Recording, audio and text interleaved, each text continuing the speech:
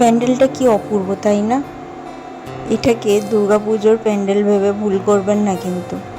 এই প্যান্ডেলটা স্পেশালি রথের জন্য, প্রভু জগন্নাথের উৎসবের উপলক্ষেই এই প্যান্ডেলটা করা হয়েছে।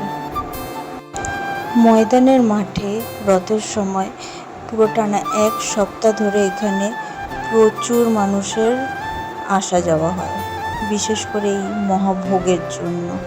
তো আমিও সেই মানুষদের মধ্যে একজন।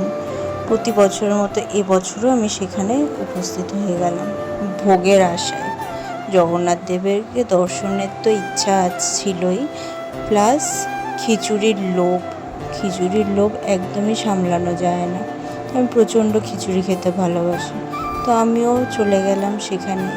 জগন্নাথ দেবকে নমস্কার করে প্রণাম জানিয়ে তো আমি বেরিয়ে গেলাম। পুরো জায়গাটা দেখলাম একটু ঘুরে ঘাড়ে।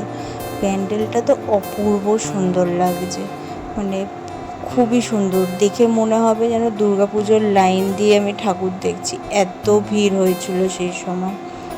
ভেতরটাও খুব সুন্দর করে সাজানো। এই যে প্রভুর সামনে সবাই নৃত্য পরিবেশন করছিল, খুব সুন্দর পরিবেশ ছিল, মানে শান্তি। সারাদিন ডিউটির যে একটা ক্লান্তি, সেটা নিমেষের মধ্যে কোথায় যে হারিয়ে গেল বোঝাই গেল না। যাই হোক, প্রোগ্রামটা দেখার পরে তারপরে বেরিয়ে এলাম।